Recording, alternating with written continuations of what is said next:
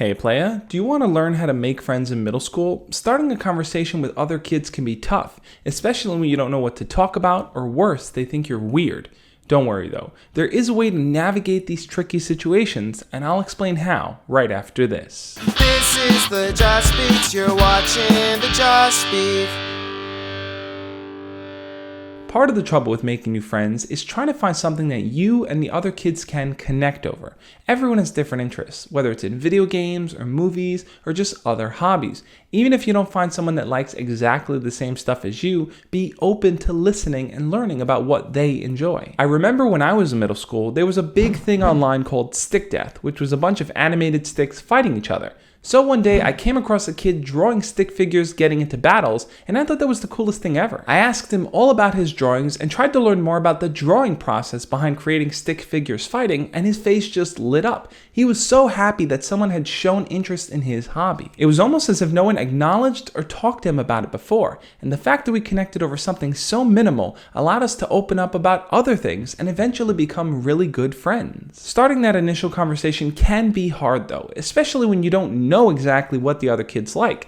So the best way to get past that is to ask them. I've put together a free guide of 20 icebreaker conversation starters, which you can use as a way to get closer and learn more about someone, but ultimately what it comes down to is genuinely showing interest in someone else. It can be incredibly scary to talk to another random kid like that, but with enough practice, you'll learn how to get into the groove of opening up a conversation. Eventually, you'll be able to turn to your classmate and say, "Hey, let me get your opinion on something. What's a good movie to watch in theaters?" One thing you may be thinking is, if I'm funnier in class, maybe the kids will want to talk to me. And I just gotta say, taking the class clown route is a bad idea. What usually happens with class clowns is that they become the dancing monkey for everyone else. You start doing things in class to potentially get you in trouble just so that people can laugh, and when you stop entertaining them, they get bored of you. Sure, you'll get that short-term praise and people may even applaud you for being the class clown, but is that all you ever really want to be? It is much more rewarding to be liked for your true personality and not a fake one.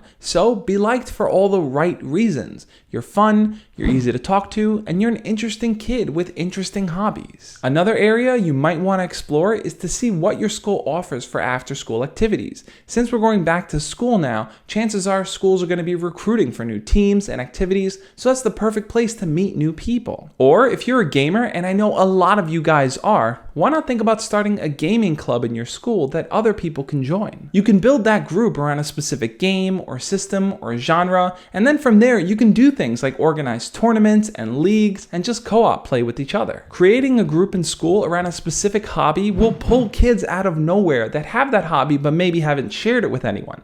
Plus, in creating the group, it makes you look super confident because you put it together. And here's another thing about making friends. Try not to fall into the peer pressure of bullying other kids just so that the cool kids can like you. It can be easy to find one specific kid to be the target of everyone's jokes, and if you see everyone else making fun of them, you might think by doing it too, they'll accept you. But please, don't be that kid.